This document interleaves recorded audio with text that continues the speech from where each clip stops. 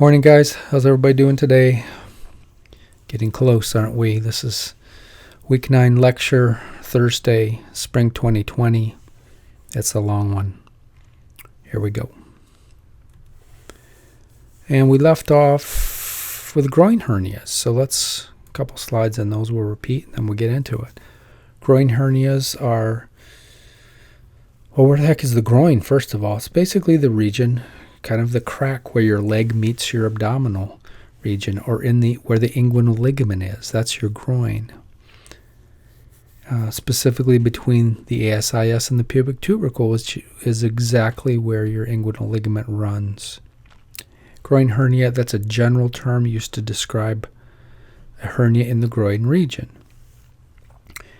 Groin hernias are a subcategory under the main category of abdominal wall hernias. Abdominal wall hernias include, you name it, Spigelian hernia, femoral hernia, you name it, it's under that category. But there's subcategories, and one of the subcategories is groin hernia. And then under groin hernias, we have two subcategories under that. So I guess they'd be subcategories. We have inguinal hernias, and then we have femoral hernias. So those are the two major types of groin hernias. And under inguinal hernias, we have another division. So those divided up into the familiar direct inguinal hernia and indirect inguinal hernia. The inguinal hernias, by the way, are the most common type of groin hernia, or any hernia anywhere for that matter. If you're going to get a hernia, it's probably going to be an indirect inguinal hernia, but it'll definitely be one of the inguinal hernias if you're an odds type person. Okay.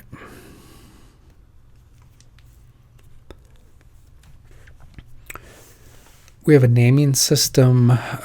This naming system of abdominal wall hernias, it's not universally accepted, and there are other naming systems out there. Some surgeons considered groin hernias an AKA for an inguinal hernia, and they don't include femoral hernias, but we're not going to worry about that. We're going to do it the way I just classified. If you really want to get technical, there's the NIAS classification system. It's much more complicated. That's the one that most surgeons really use, but that's beyond anybody's scope. All right, so let's get into the inguinal hernias. So this is the most common type of abdominal wall hernia. There's two types, as we said, a direct and an indirect inguinal hernia. The indirect is sometimes called a congenital hernia. It's the result of a persistent processus vaginalis, PPV. Remember that? I don't know if did I teach you embryology? I don't know if we even got to that. But we will now. Direct inguinal hernia is an AKA as an acquired hernia. Inguinal hernias in general, this applies to both the two types. It occurs when small bowel or intestine herniates through some type of a defect in the groin region, whether it be through a tissue defect or a tissue weakening, or from an embryological tube that didn't seal like it's supposed to, like the processus vaginalis. Specifically, these types of hernias only occur in two places. Either the hernia occurs through the deep inguinal ring. We'll look at the anatomy of this really confusing piece of anatomy, or a weakness in the muscular wall within Hasselbalch's triangle. That's called a direct inguinal hernia. If it goes through the deep inguinal region, you're outside of Hasselbalch's triangle. What about some epidemiology in general? Again, they're the most common type of abdominal hernia, so let's put some numbers behind that. 75% of all abdominal hernias occur in the groin region. The lifetime risk is 27%. What? 27%? That's huge. Right? That's more than a quarter of all men are going to get one of these. Most of them won't be symptomatic, though. 3% of women have it. And women don't tend to have these. They don't have the process vaginalis stretched out. Well, we'll get to that. Trying to stay on point. I got a lot to cover today. Inguinal hernia repair is one of the most common surgeries performed in the United States. 20 million inguinal hernia repairs are performed each year.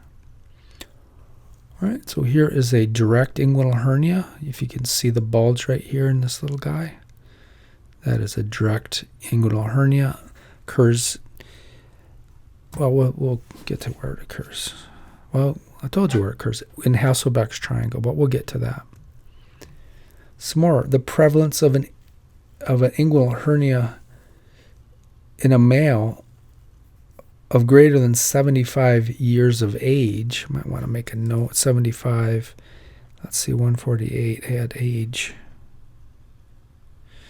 45%. So as you get older, your tissue weakens and it gets harder and harder things break down. Like the lower esophageal sphincter we talked about, how it gets wimpy and degenerates. Same kind of deal here. Your muscle of your lower abdominal wall gets wimpy. You got to exercise. You got to work really hard at that.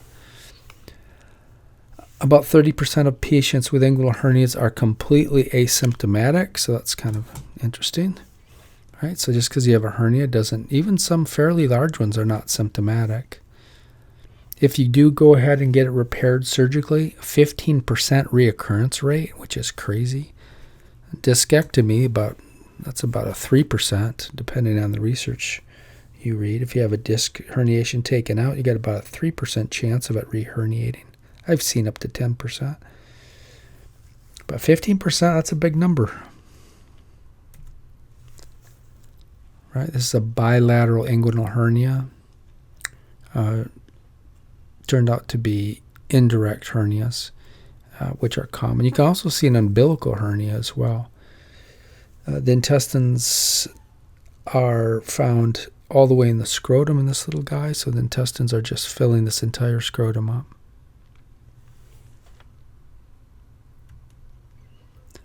Sorry, I can't warn you of these gross pictures, but that's pretty gross. That's the world's largest inguinal hernia, according to the New England Journal of Medicine. And this guy was supposed to have surgery on it, offered surgery several times over a 20-year period. And he kept saying no and no, and now he has pain, and he wants it out, and it's too dangerous. It's filled with intestines and just ridiculous.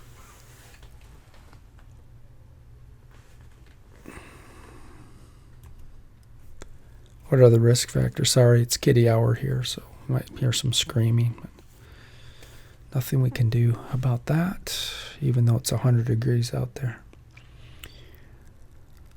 So as we said, what are we doing now? There's risk factors, right? What are the risk factors developing an inguinal hernia? Well, getting old. And just even if you're not old, there's an inherent weakness of the abdominal wall in humans. And the muscle and fascia in the groin region are just congenitally weak.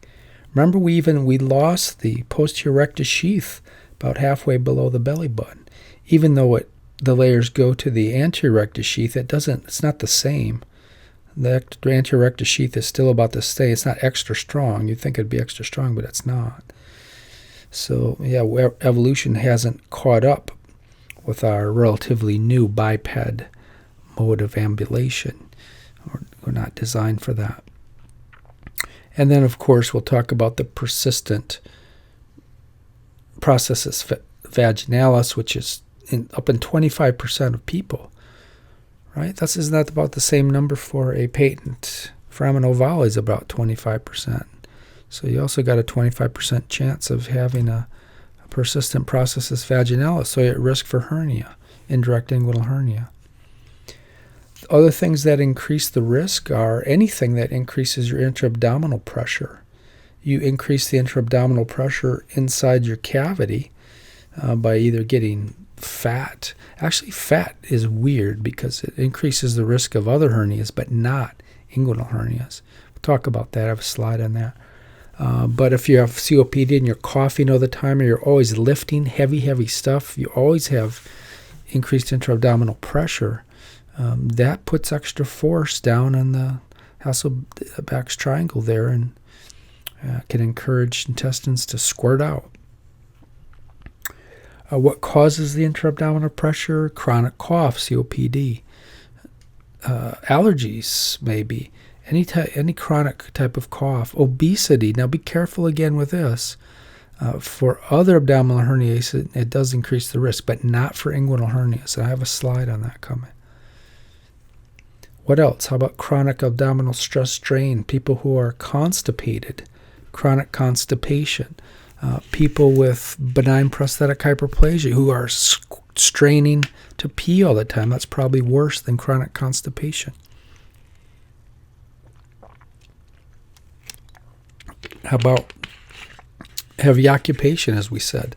How about people who have bulimia? What's bulimia? Those are the people who throw up. They have kind of a distorted image of their self, and they think that they love to eat, but then they throw up. So that's always putting strain on that region. Pregnancy. And age, getting old. We said that. As you get old, things dry out. And yeah, you get age-reduced degeneration of elastic fibers in the deep inguinal ring, especially between or over the age of 70. Let me fix that slide too. Yeah, over the age of 50 or over the age of 70, you're increased risk, as we already said. Yeah, we kind of talked about that already. How about gender? Anybody know who that is? Who is that? That's George of the Jungle, right? That was a cartoon. As I was back in the day, I remember the song in my head. I was kind of getting out of the age of cartoons, but I remember George. So being male is actually a risk for hernia. How about this number? Approximately 90% of all inguinal hernia repairs are performed on males. What's the deal with being a male? Well, it's that darn processus vaginalis is one problem, and the other is the inguinal ligament is all stretched out. So in males, the testes are pulled through the inguinal canal by a gubernaculum. We'll look at that in a bit. The gubernaculum is like a kind of reeling in a fish. The testes are the fish. Gubernaculum is attached to the bottom of the scrotum and reels them down where they're supposed to be. But those huge testes going through your inguinal, or going through your inguinal canal, for one thing, and then even going through the spermatic cord, it stretches stuff out, so it's easier for herniations to occur. Female, the ovaries are not pulled through the inguinal canal. Only the round ligament gets pulled down through there, so it's a different kind of setup in them. Inheritance, there are some mixed studies here. There's a couple familial studies which show if your mom or dad had an increased risk. Then you have, although there's another couple twin studies that came out which found no concordance. What does that mean, no concordance? It means that twin number 1 had inguinal hernia, twin number 2 did not. That is non-concordance. Occupation, so studies that are, I swore I put a different picture in there. Going cuckoo. Anyway, several studies have demonstrated occupations with medium to high physical demand increase the risk for hernia. Okay, because males typically engage in more strenuous activity. Makes sense. What about obesity? This is, look at all the stars on this. I always ask this one. That's fried donuts. Those things, ever had those? Oh my God, those are so good. Anyway, obesity, it increases the risk. It increases your intra-abdominal pressure, so increases the risk for GERD. We know it increases the risk for other abdominal wall hernias, umbilical hernias, but not inguinal hernias, and they're not 100% sure what the deal. Many studies have confirmed that. So they're actually protective against, being obese is protective against inguinal hernias. And they think maybe the fat, especially for the indirect, maybe the fat gets in there and kind of plugs up the inguinal canal, and so you can't herniate because there's fat in there. So just to that point, to that end, non-obese individuals have twice the risk for an inguinal hernia than obese individuals. Associations, connective tissue diseases are back. So Ehlers-Danlos, Louis-Dietz, Marfan's. The only one I have research on are Ehlers-Danlos syndrome carries a 5-fold risk. Marfan's syndrome carries a 3-fold risk for inguinal hernia. And, of course, we already know that people with connective tissue diseases have an increased risk for aortic aneurysms, but people with inguinal hernias also have an increased risk. Maybe they have Ehlers-Danlos or kind of a mixed connective tissue disease that's been undiagnosed. Got some more associations. Benign prosthetic hyperplasia. That's a weird one, isn't it? But we know why that is. It's because the 3 to 4-fold risk of developing an inguinal hernia if you have BPH, and it's probably from pushing down and having trouble urinating. Smoking has no effect on this condition. One of the few conditions that smoking doesn't irritate. Patients with COP, we already said, have a 2.5-fold risk of developing a hernia.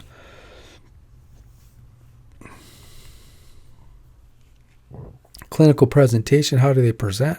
Well, they get a big bulge down by their private parts, and even into their scrotum. They can have a big mass in their scrotum.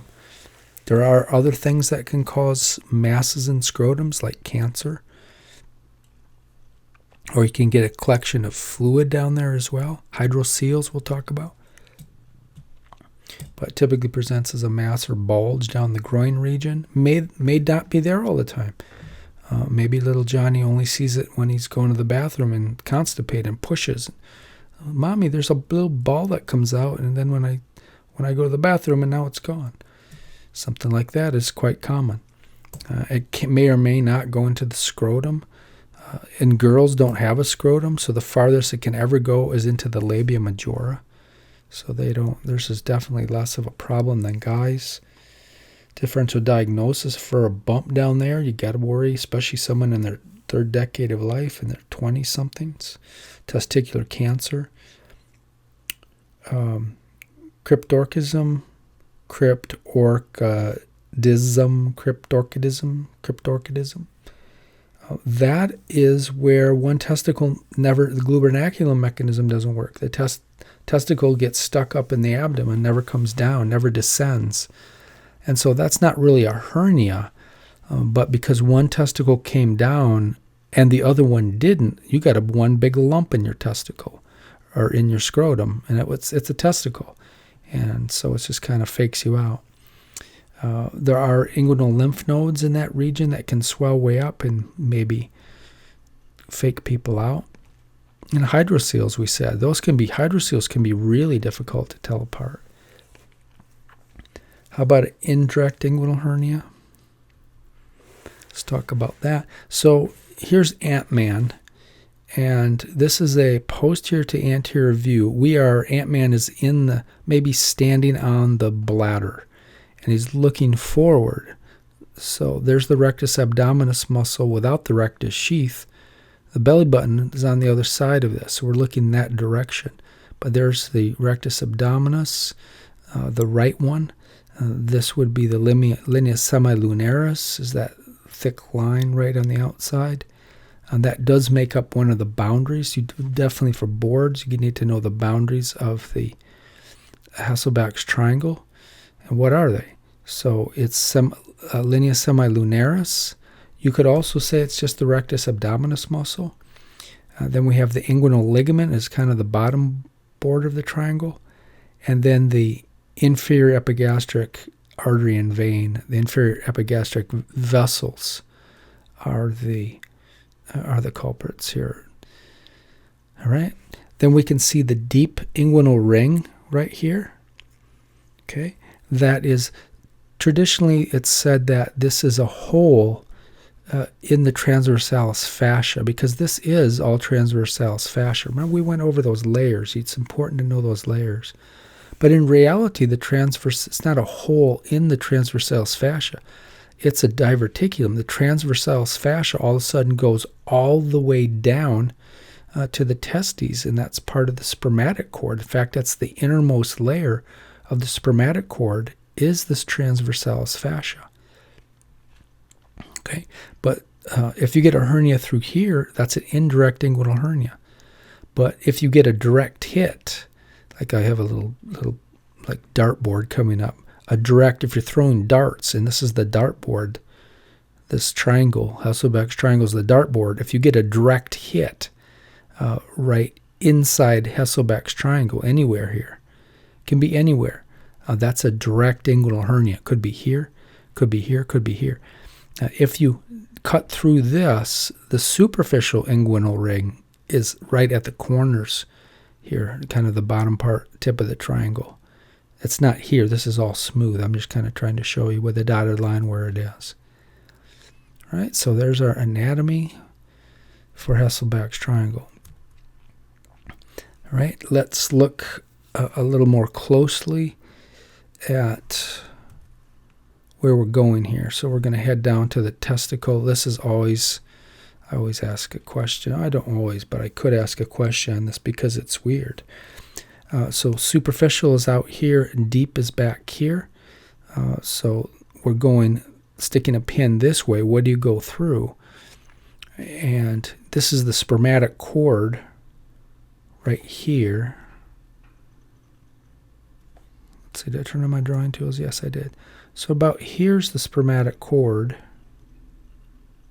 Okay, and that's going to go down. It's going to contain the testes down there. Superficial inguinal ring would be right about here. Okay, deep inguinal ring is right about here.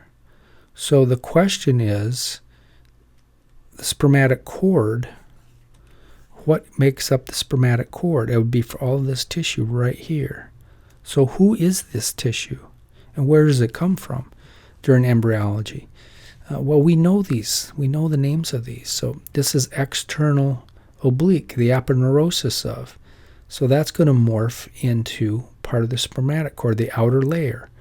The next layer down is internal oblique. Okay, that's muscle, more of a muscle. That's a cremasteric muscle that's going to turn into. That's the second layer down, right there in red. And they change names when they get down here. Here's the part that'll fake you out. Here's the board question. Transversus abdominis. Not transverse abdominis, like it says in the lab manual from 1820. Transversus abdominis. That is not part of the inguinal canal, and it's not part of the spermatic cord. It ain't part of nothing. So there's no, it's aponeurosis, it doesn't do it. It dead ends right at the deep inguinal ring. Right? So those are our three flat muscles, right? What's underneath transversus abdominis? Then we get into the deep fascia. There's transversalis fascia, preperitoneal fat. That's how I remember it. And then the very bottom layer, which they have double here, kind of looks weird. That is the peritoneum, that's parietal peritoneum. Okay, so let's see how this stuff goes. So the transversalis fascia is really, really important. In green, see it going down here? It's definitely part of the spermatic cord, and that is the innermost layer of the wall of the spermatic cord. So the spermatic cord is made up of external oblique aponeurosis, internal oblique muscle, and then transversalis fascia. Transversus abdominis gets left out of the party. As we get into the deep fascia, the preperitoneal fat, or extraperitoneal fat, is an AKA for it, that's in various degrees. There's a little bit of fatty tissue, and it's not really a layer. It's just kind of supports all this stuff. Like the panpiniform plexus is in here. Testicular artery is in here. the genital branch of the genitofemoral nerve is in here. I forgot to put that slide in. I want to make you guys bring that back. High yield, what's contained in the spinal cord. Okay, so we got all that stuff in there. But the question is, and so see how the transversalis fascia, it really, people think that it just goes like this, and there's a hole cut in it. But that's not the case. The transversalis fascia goes all the way down, and it's the inner layer. It's going to get renamed in a second. I'll show you. But it goes all the way down to the testes. Okay. Are we good with that? Let me get rid of that. I don't like that. Okay, are we good? But the question is, what happens to the peritoneum? The peritoneum doesn't normally go down, but that's kind of a lie, because during embryology we get this weird diverticulum, this outpouching of peritoneum, and it actually follows the descent of the testes down this spermatocord. So it's really weird. That's the processus vaginalis. But normally that scars up and becomes just a little string. But if it doesn't, you're going to have an opening, because we have peritoneal fluid in here, right? Peritoneal fluid is floating around here. So you can get peritoneal fluid diving down here. All right. I said I'm going to stand my slides. So anyway, the same deal. So here's the external oblique aponeurosa. So that's the outer layer of the spermatic cord. But it changes names. Once it goes past the inguinal ring, the external inguinal ring, we renamed it. And who is its name now? It's the external spermatic fascia. External spermatic fascia of the spermatic cord. The next layer down was the internal oblique. There's the external oblique there. Internal oblique is right there, because it's muscle. It's not fascia. And so that's the cremasteric muscle layer. And sometimes, and everybody's different, sometimes it is a little bit of kind of fascia-y. Sometimes it's muscular. Most of the time it's muscular. And then the inner layer, which was transversalis fascia. I drew it on the other side, but I could also draw it right to here as well. It's it right there in green. That is the internal spermatic fascia. So those are the layers of the question would be, what are the layers? Which one of the following is not one of the layers of the spermatic cord? I can see maybe my test question coming. Right? Or I could say, which one, all of the following give rise to the wall of the spermatic cord except blank. And then you'd have to know these three up here. Got it? Panpeniform plexus, we talked about that, or didn't we, about testosterone coming out of that? And all right. So indirect inguinal hernias, these are the most common types of groin hernia. So of the inguinal hernias, 75% of them are going to be indirect inguinal hernias. Way more common in men. Occurs when the small bowel moves through the deep inguinal ring and then goes into a persistent processus vaginalis. Okay? And because those were affected, you have to be, in order to have a indirect inguinal hernia, you have to have a persistent processus vaginalis. We're going to do I probably should have did the embryology right now and got it over with, but I didn't yet. We'll talk about it more, though. Yep, because they have a processus vaginalis that didn't disappear. They have an easy shot. It's easy for bowel to get down in there. Therefore, because they're born with this, a defect, these are considered congenital hernias. So direct inguinal hernias, not congenital. Indirect inguinal hernias are congenital. Got it? What else can we say? Anatomically speaking, the hernia sac of these things is inside the spermatic cord itself. Okay, yeah, that's because the persistent processus vaginalis was inside the spermatic cord at one time. We'll see a nice picture of that when we do our review.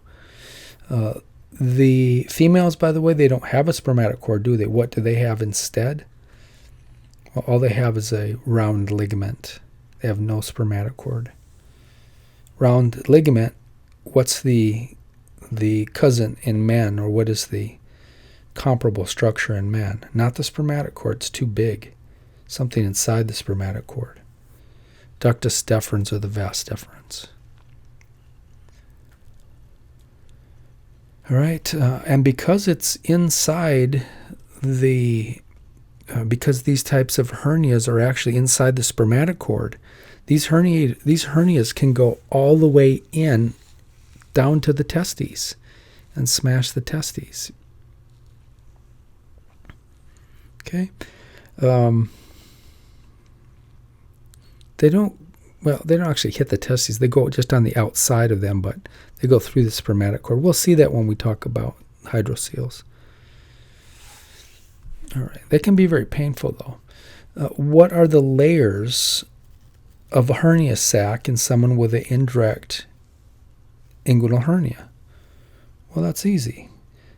Parietal peritoneum. Right, it's got to push that down, because it goes through persistent processus vaginalis, which once was a diverticulum of parietal peritoneum, and that's never went away. So it goes through that. Then it's going to have extraperitoneal fascia on it and visceral peritoneum, which is around the intestinal wall. What about parietal peritoneum? Doesn't that stop the intestine from herniating? Well, yeah, normally it does. I was going to draw on that, but stuff is going to come up here. But that's supposed to be covered up when the processus vaginalis kind of scars up, and that's true. But if it doesn't scar up, then it's left wide open. So parietal peritoneum does not normally extend and vaginate into the vagination of the transversalis fascia. It usually doesn't. You did at one time, but it doesn't anymore. Processus vaginalis was that extension of parietal peritoneum, but that gets dried up. However, remnants of the processus vaginalis, blood vessels, and ductus deferens, they still have to get down into the spermatic cord, so they do have to pierce the parietal peritoneum. So that makes it a little bit weak. But then, if you have a flat-out processus vaginalis that didn't degenerate away, aka persistent processus vaginalis, then you have a diverticulum of peritoneum. And if it's a little one, intestine won't go through it, but peritoneal fluid will, and you'll get a hydrocele. If it's a big hole, a big diverticulum of parietal peritoneum, you can get intestine moving through there. You with me? Right. So here is a indirect inguinal hernia. The processus vaginalis. I mean, this isn't probably the best drawing in the world, but it'll work. Yeah, this is supposed to be sealed, right? This is peritoneum. This is parietal peritoneum in gray here, and this all drives up and this seals. But I mean, like the ductus deferens still has to go through it, and there's still things have to poke through it, but it shouldn't be like this picture. It's wide open. So you can see how intestine can work its way right down there pretty easily. We should look at this too while we're here. Now we'll look at this. This cavity for the tunica vaginalis is an important concept, but we'll look at that when the time comes. So now we can review the muscles here again. This is kind of cool. External oblique, yeah, and this is the spermatic cord. This whole thing. There's the outer layer, the external oblique. There's a cremasteric muscle, which is formed by internal oblique muscle. See the transversus abdominis muscle? There's that crappy AK. It should be transversus abdominis muscle. It dead ends. It doesn't go anywhere. And then transversalis fascia is this layer. They should have made these different colors. You can see how that dips down. Right, so there's your wall, Preperitoneal fat is in pink, and then we have parietal peritoneum dipping down where it's not supposed to be. Right? That's the processus vaginalis, and that's supposed to be gone. Remember the transversalis fascia, again, it's not involved in the hernia sac, right? No, how can it be? Transversalis fascia is the spermatic cord, right? It's the inner layer of the spermatic cord. It has nothing to do with the hernia sac. Okay, and it becomes internal spermatic fascia once you get down there. The cause. What's the cause of an indirect inguinal hernia? We've said already a couple of times. It's a patent or a persistent. It didn't degenerate away. Processus vaginalis. So if that processus vaginalis fails to obliterate, like it's supposed to degenerate into a little skinny cord, then you have yourself a natural opening, a natural diverticulum, an outpouching of the peritoneal cavity, which fluid can collect. And if it's big enough, you can get intestine down there. It can go all the way into the scrotum. Right, as we just said. In females, it's not uncommon for ovaries to get sucked down into these things. Even though it only goes to the labia majora, you can have a bump filled with ovary or fallopian tubes, or even the uterus can get sucked down in there. What about the epidemiology for this? We already said it was about 25%, right? According to Standring, it's 26%. It's about 25%, I could say in a question. Keep it easy. Of that 26%, 20% will become symptomatic, at least with a hydrocele, if not a full-blown indirect inguinal hernia. Inguinal hernia means that intestine has went through that persistent processus vaginalis. Hydrocele means you have. Well, it doesn't always mean you have. Depends what type. There's two types of hydroceles we'll talk about. But it means you could have a skinny, narrow, patent processus vaginalis. Our fun fact, 40% of 2-year-old infants have a patent processus vaginalis. So very common in kids. A lot of them will grow out of it with the passage of time, though. 14% will close during the first decade of life. More epidemiology. Some autopsy studies have showed that, again, about a quarter of people, 23% of adults, will have no sign of inguinal hernia. So just because you have a patent process vaginalis doesn't mean intestine's going to get down in there. If it is present on one side, according to these autopsy studies, 85% chance you'll get one on the other side. You'll have a patent processus vaginalis. Only about 11% ever get bilateral inguinal hernias, though. So 85% can have bilateral patent process vaginalises, but only 11% become symptomatic. Hernia or hydrocele. So I said this already, a small diameter patent processus vaginalis will allow for a hydrocele.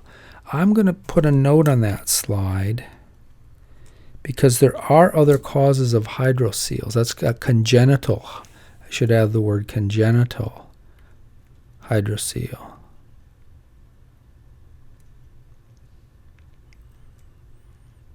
Okay, let me make a note because I'll probably forget. Congenital. All right, because there are, we'll look when the time comes. A large diameter, persistent, hey, that works, PPV, you need to fix PPV there too. Large diameter patent processus vaginalis can allow for hydrocele and a real herniation of intestinal tissue.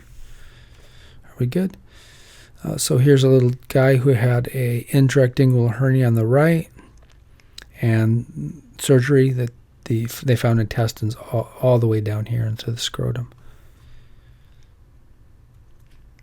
Right, here's a nice drawing. You can see the intestines, how they get sucked down. You would think they would never go down there, and usually they don't, because it's a little hole and the intestines are big, but Sometimes a perfect storm happens and peristalsis can start pushing them down in there through the different layers.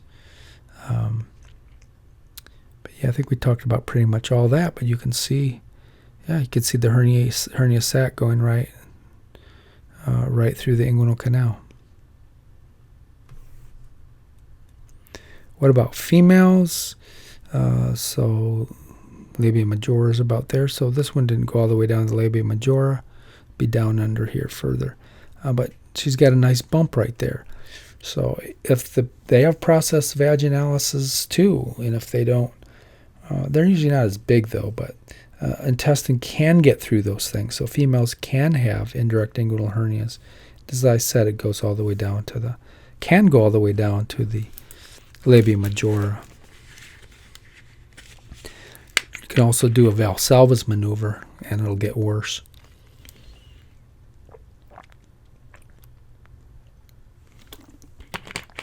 Sorry, it's hot up here today. I'm drinking my water. Don't have time to edit that out. So, what about females? Just like males, small patent process vaginalis, they could get some fluid that leaks into the labia majora.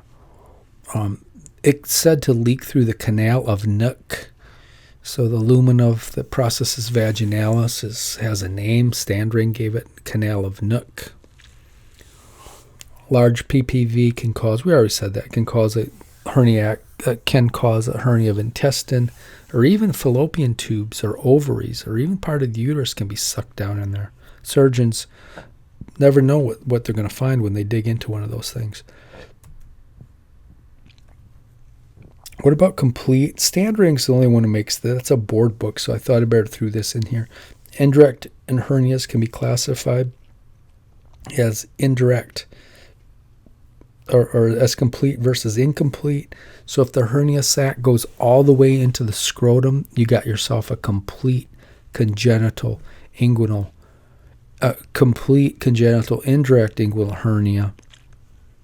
If it doesn't go all the way, it stays more in the spermatic cord, it's an incomplete indirect inguinal hernia. You can throw congenital. Standring does use the word congenital in there, but we know that these are congenital. Sometimes just called an incomplete hernia and a complete hernia. Okay, there's an incomplete congenital indirect inguinal hernia. Clearly has not made it into the scrotum, but you see a big bump right down here, the external opening of the inguinal canal, superficial inguinal ring region. What about strangulation? Can these get strangulated? They sure can. In fact, these indirect hernias, these people are at risk for herniation because that's a tight squeeze to go put intestine down in that little hole. And can you imagine trying to get fecal material through there? Can you imagine having what happens to the blood vessels in the walls of the arteries? They get compressed, and therefore you get ischemia, and you can start killing off the tissue. But that can certainly be, we talked all about small bowel obstruction, that can certainly be cause of small bowel obstruction. And it is a common surgical emergency, a most common surgical emergency worldwide, according to research. And one of the most common causes of intestinal obstruction in all ages is an indirect inguinal hernia. And what about your testicle health? You can get testicle ischemia. If it compresses the testicular arteries, you're in danger. You could lose your testicle. And it can become very, very painful. Testicular artery or the testicular vein via the pampiniform plexus. Medical emergency. Guys can have become sterile because of this. Right? There's a paper, 2012, high quality source. Yeah, we just reports on a case. A patient had a large inguinal hernia and he had horrible testicular pain was what brought him into the hospital. So obstructive bowel strangulation can certainly happen with indirect hernia. You could see it on radiograph. Not that you'll see the small bowel being kind of sucked down through an indirect inguinal hernia, but what is some of the radiographic findings of a small bowel obstruction? Gas, right? If there's a block and the poop backs up in the intestine, bacteria feed like crazy and they make gas and it gets really big. So here's a 56-year-old who presented with a lump. Non-reducible means they tried to push it back where it came from and it wouldn't. It was stuck in his right groin region. He had 10-10 acute abdominal pain. He had nausea, vomiting, dehydrated. He was previously diagnosed with a bilateral inguinal hernia and refused surgery a couple years before. So he rolled the dice and he lost. Here's your radiograph. Oh, we got gas all over the place, right? Yep. So on this is the left side, so it got sucked into. Looks like it got sucked in the left side, but you can't really tell. Don't see any. You see any large intestinal gas, transverse colon, ascending colon? No. So there's a definitely obstruction here. Medical emergency. So they did surgery on him, and sure enough, he had an indirect inguinal hernia, and he waited too long, and the bowel has become gangrenous. So that all has to be cut out. So, yeah, there you go. So remember, indirect inguinal hernias have an increased chance to strangulate and increased chance to cause small bowel obstruction, and that's exactly what happened. Lucky, really lucky, this didn't rupture. Maybe another day that would have ruptured and spilled pus out into the peritoneal cavity. Could have got septicemia within 24 hours, and he could be dead. So these are nothing to play around with. All right, a direct inguinal hernia. How are we doing on time? It seems like I'm getting tired. Oh, it's only 48 minutes. Okay, we got to keep moving here. Direct inguinal hernia. So direct hit, these occur in Hasselbeck's triangle. I always remember direct hit. These are the ones that are degenerative. These hernias, they don't have a persistent processus vaginalis. So these hernias have to occur the old-fashioned way, right through tissue that's been weakened or damaged. So they don't go through the inguinal canal. Right? It has to push its way through a weak and degenerated lower abdominal wall. Specifically, that part of Hasselbeck's triangle is where it goes through. And remember, that's medial to the epigastric vessels. Did I show you a picture of it again? Yeah, here it is again. Anybody know who this is? I could put that in for an extra credit question on the final. Who is that? Oh, I'm going to let you figure that out. You guys figure that out. That could be an extra credit question right there, if I can remember. But the point is, this little creature is facing away from us. So this is the view. Again, this is a P to A view. And we've already explained this, so I don't think I need to go through this again. But that's Hasselbeck's triangle. And yep, so there's my cartoon I drew, inguinal ligament, inferior epigastric vessels, and there's rectus abdominis. So there's the triangle, and it's a direct hit. So that's a hernia that has to push out the old-fashioned way. And it can push out. Remember the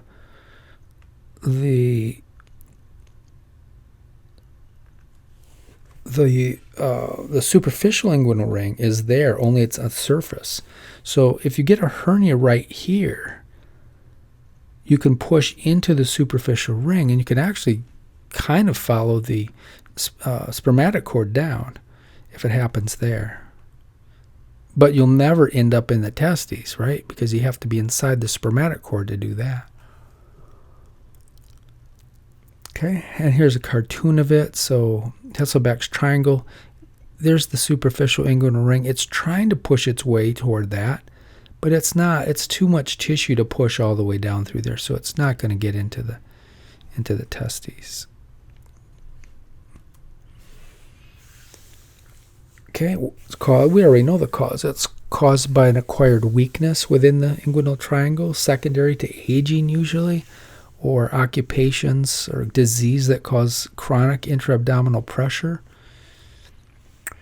The people who are fat, this type of hernia does not protect people who are fat. It only protects indirect inguinal hernias because it plugs up that hole. right? These can also, you've heard of people having a sudden pain in their inguinal region, and they look down there and there's a ball sticking out. These can happen immediately. They can happen with degeneration, but they can happen with one big lift where you're just not designed to lift that much.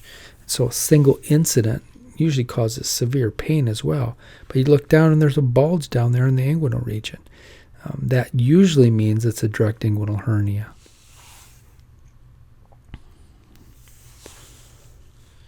And as I said, it can push its way through the inguinal ring, but it can't make it all the way to the scrotum. There's just too many layers of tissue to get through.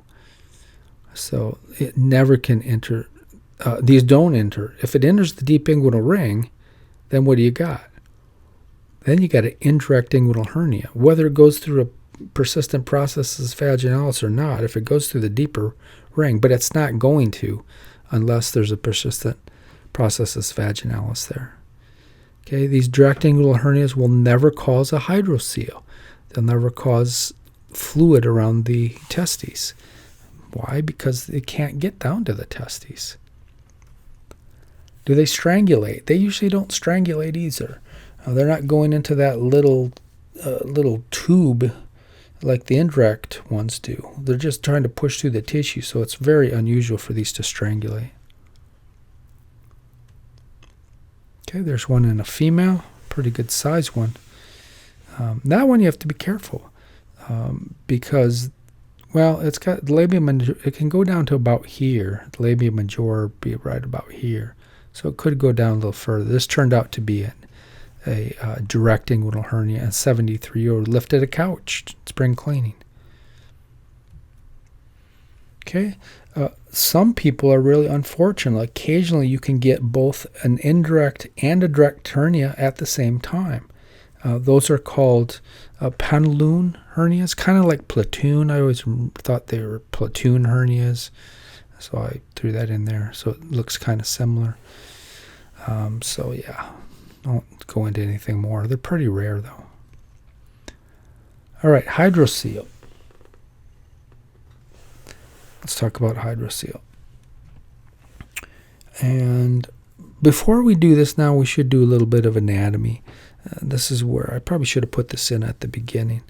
So processus vaginalis, I should make a note to do that because we've been talking about it. Let's really dig into it now. So before we can understand the pathogenicity of indirect inguinal hernias and hydroceles, where we are now, you need to understand this processus vaginalis. It is a difficult story. The authors are all over the place on this, and it's a tough one to get down. But it is considered a herniation of visceral peritoneum, which occurs in and through the inguinal canal.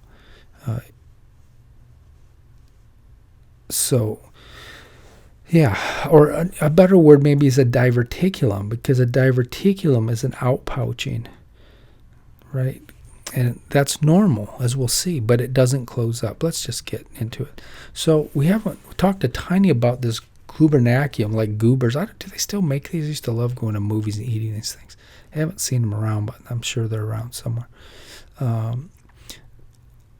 Gubernaculum is the name of this. So this is an interesting piece of embryological tissue.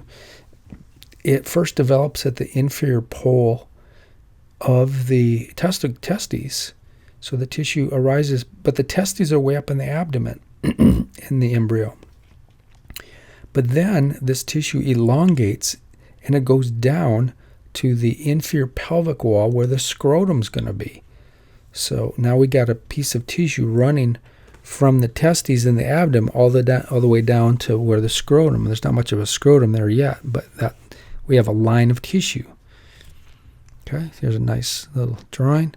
So, and this is extraperitoneal. There's the peritoneal cavity's not involved yet. And here's the inferior pelvic wall. And it's almost like somebody stuck gum here, and the gum like stretched down and it grabbed the bottom of the wall. And now you can guess how the testes are going to descend. This is going to shrink, and it's going to pull the testes down with it. It does have to go through the other layers, not the peritoneum, but we do have all the other gang that this has to go through. I could have drawn in here, right? Because it's got to take those layers with it to make the canal.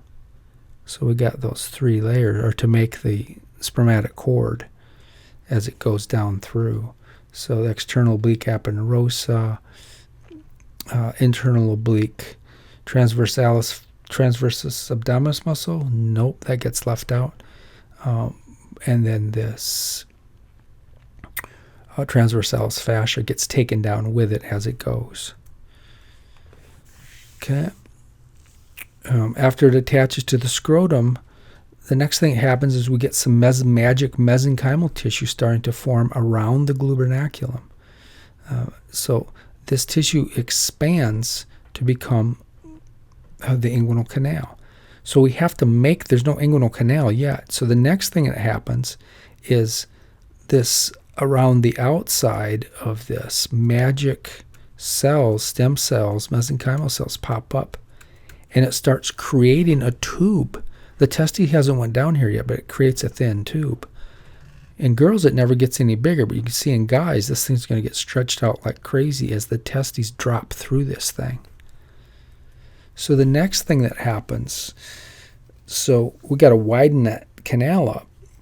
So, and this is not understood yet, and it's still controversial, but this is where the processus vaginalis comes in. So you get a downward herniation or a diverticulum of parietal peritoneum, and that starts moving down, and it stretches out that inguinal canal, and it gets inside the spermatic cord and stretches that out as well. So here's the peritoneum now. What causes it? We don't know. They have some molecular genetics on it. We're not going to go down that road. But you can see it stretching right down in here. Now I might have made this go too far, because some newer research says the gubernaculum starts shortening and pulling this testes down. And as the same time this moves down, this diverticulum of peritoneal tissue follows the testes, and they go kind of hand in hand down into the scrotum. And now this inferior pelvic wall is now starting to bulge out to form a scrotum. All right, so here's the fishing. There's the testes of the fish. The gubernaculum is going to reel in, and arguably, again, we're still not 100% sure, but this is the way the story is told the best right now based on research. So the gubernaculum starts pulling the testes down the inguinal canal. The processus vaginalis mirrors its downward migration. They go together. So that little outpouching, this would be the parietal peritoneum. Now we get that weird little diverticulum or outpouching of peritoneum. And these guys follow each other down. Some people say that the processus vaginalis sticks to the testes, descending testes, and it helps encourage it down the tube. Some people said it goes ahead and kind of stretches out the spermatic cord, so it's easier for the testes to get down there. It's a complicated process. Here's another kind of story of that and everything I pretty much talked about, but see how there's the processus vaginalis, that diverticulum of peritoneal tissue, and see how they're following each other down. As this goes down, here's the testes, and once the testes gets all the way down to the bottom of this little scrotum that's pumped out, and there's the processus vaginalis is shortened. But notice how the gubernaculum is shortened. Notice how the processus vaginalis is covering a lot of the testes. This, from here to here, is going to degenerate away, processus vaginalis, but this is going to stay and create 2 layers in a cavity, almost like the pleura around the lungs or the pericardial cavity around the heart. So we'll look at that in a second. I guess we'll look at it right now. So that's the process, or no, we won't look at it right now. So after testicular migration, processus vaginalis disintegrates away, except for the most distal portion, which becomes something called the tunica vaginalis. Remember that now? We have parietal and visceral tunica vaginalis, and there's a cavity in between, and that's what that is right there. This outer layer will become the parent, parietal layer of the tunica vaginalis. This will be stuck to the testicle itself. That will be the visceral layer of the tunica vaginalis. And we have a cavity in there. And that cavity, right now it's still connected, but as this degenerates, that cavity is going to be isolated. And if it fills with fluid, there's no way for it to escape. But we'll talk about that here in a second. All right, what else do we need to say here? Everything I said. About 25% of people. So it's supposed to degenerate, right? It's supposed to disintegrate away because you don't want peritoneal fluid dripping down into your testicles. You need to seal that off. So 75% of people, it seals off. But 25%, it does not seal off. And so, yeah. And that increases the chance for an indirect inguinal hernia. And hydrocele, specifically though, a congenital hydrocele. Could have added that to 216. Congenital.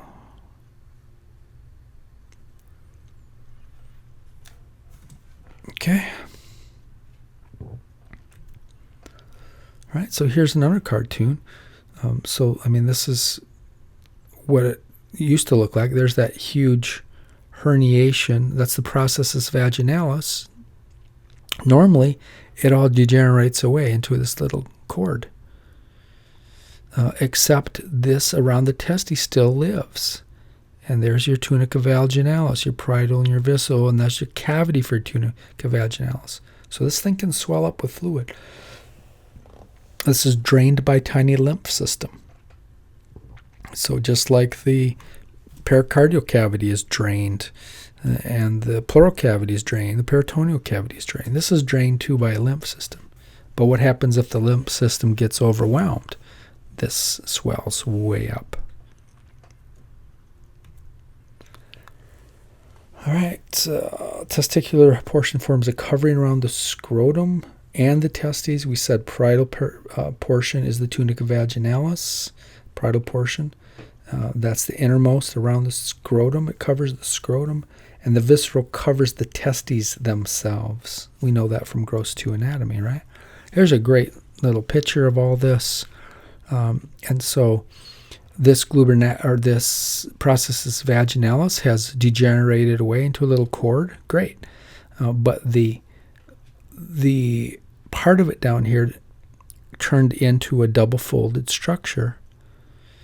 I think the gubernaculum actually is involved in forming this as well. Like it releases some growth factors and little molecular biology to form this. We won't worry about that. But nevertheless, we have a sac here that used to be part of the tunica vaginalis. This stays in put, and you have thin layer of serous fluid in here.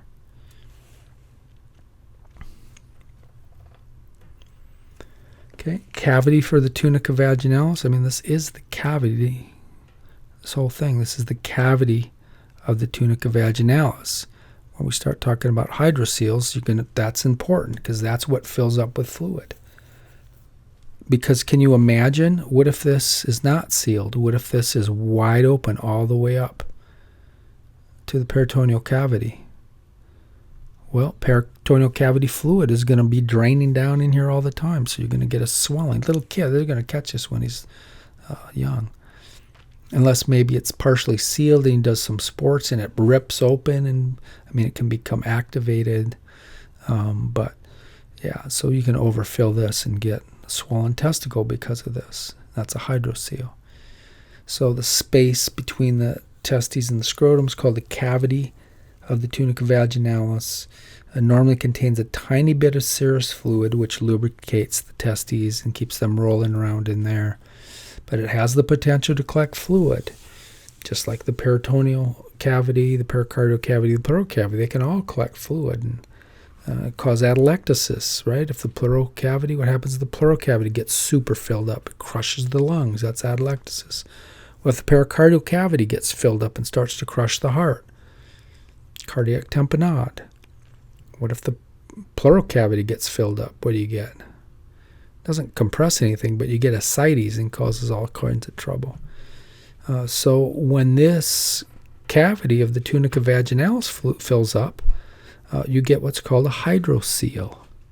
hydrocele. And there's two ways you can fill that cavity up. So we'll see here. Normally, the serous fluid doesn't accumulate because it's drained away by a lymphatic system. And these lymph vessels, they dump into the pampiniform plexus and take the little testicle fluid, if you will, out of there. It's just serous fluid. However, what if the fluid accumulates faster than it can be drained away? Or what if there's something wrong? What if there's a beaver dam in the lymph system and you can't drain it away? The fluid's going to accumulate and you're going to have yourself fluid around the testicles in the scrotum. That's called a simple hydrocele, not a congenital. There's no patent or persistent processus vaginalis. The fluid is not peritoneal fluid. The fluid is native tunica vaginalis fluid, we can call it serous fluid. Okay, so two types of hydrocele, congenital and simple. Simple is what we just said. So occurs usually in older children, can occur in adults as well. They can that get something that either speeds up, like maybe testicular cancer can present as this, if it irritates the cells of the tunica vaginalis, and they start secreting more. So there's lots of things that can stimulate that. Infection, epididymitis, things like that. Or worms get into the lymph system. That can do the same thing. All right, so lymph drain, if the lymph drainage system can't keep up with the tunica vaginalis cavity is filling of fluid, your testicles are going to swell. Right? And this is a simple. The process if you have a simple hydrocele, your processus vaginalis has to be normally shut. Can't be contributing. Here's a patient with a simple hydrocele, turned out to be. And it can get painful. Surgery, this is what they found. There is, they're able to pull out the tunica vaginalis layers, and you can see the fluid inside there. And that's within the tunica vaginalis cavity. All right, what can cause the simple hydrocele? Let's put it in writing now. I said some of these. An infection, epididymitis, an inflammation of some bugs like the epididymis. Filariasis loves to clog up and beaver dam the lymph system. Cancer, testicular cancer, can beaver dam the lymph system, and it can stimulate tunica vaginalis cells to overproduce tunica vaginalis fluid. You can get kicked down there and you can bleed into that cavity as well. Surgery is trauma. You can bleed from that as well. All of those stimulate the lining of the tunica vaginalis to oversecrete that serous fluid, and it accumulates. And rarely you can get these, they're called scrotoliths. Scrotoliths are little stones that can get into the lymph system and clog it up. And then your testicles are going to swell because you can't get rid of that extra fluid like you're supposed to. Epididymitis is an inflammation of the epididymis, is usually to a bacterial infection. Tropical countries, it could be from filariasis, but either way, it clogs up the lymph system and acts like a beaver dam.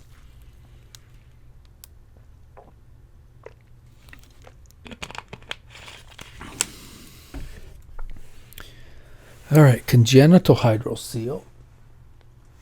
Let's go a little bit more. Name that video. Hint. Who are these guys? Come on. Some of you know already. The Black Keys. I forget what video it is myself. Now, is that Tighten Up? I think it is. But yeah, it's supposed to be their kid and they fight. It's a crazy video. Anyway, so a congenital hydrocele is everything we've been talking about. This means that they have a patent or persistent processus vaginalis, and it's probably a small one. It's not big enough for intestine to get down in there, so you're not going to have an indirect inguinal hernia, but it's there nevertheless, and your testicle can start filling up with fluid. Occur in about 5% of children. These usually don't occur in adults. And these are usually occur from small diameter, persistent stopped process vaginalis. And yeah, it allows peritoneal fluid to flow directly out of the cavity into the cavity of the tunica vaginalis, and you're going to have a hydrocele ferment. There's a baby who was operated, and they pulled that spermatic cord right out from where it came from. You can see the limp, the scrotum there, and yeah, you can see it all filled up there. So he's got a persistent processus vaginalis. They're going to have to seal that off to stop the leak so it doesn't fill up again. Complicated surgery. You can see this is a really complex area of anatomy. Luckily, about 83% of them will spontaneously resolve within about 18 months. So peak time is about 5 months. So therefore, if your newborn has one of these, or you just notice this on your kid, you don't rush right into surgery unless they become symptomatic. It starts hurting. Just keep an eye on it, because a lot of times that persistent vaginalis, the persistent processus vaginalis will continue to close up after birth, so it could just go away on its own. There's another hydrocele. Another one in a poor little guy, and he's got an umbilical hernia. This is not a good thing. What about hydrocele versus a hernia? Hydroceles are typically asymptomatic unless they get large. They usually don't get crazy big. Groin hernias can hurt because the tissue can become strangulated, especially the indirect inguinal hernia. Congenital hydroceles, because there's a tube, processus vaginalis is open, you can stick your finger on the testicle and squeeze that juice and it'll disappear. It'll shoot it right back up into the peritoneal cavity. And if it's a hernia of intestine, that's not gonna happen. They used to use a pen light. If you could shine a light through it. The sensitivity and specificity are in the 40s, so I took that out. Don't worry about that. Hey, we did it. So, okay, we got one more big lecture next week. We got one more week to go, and then we're done. Test will be through this horrible quarter. This quarter you'll remember for the rest of your lives. I certainly will, right? So much crazy stuff going on in the world right now. I don't even know what to say. Never seen anything like it in my 60 years of life. So, but we'll make it. I guarantee you the world will keep turning and we will make it through this. All right. See you next video.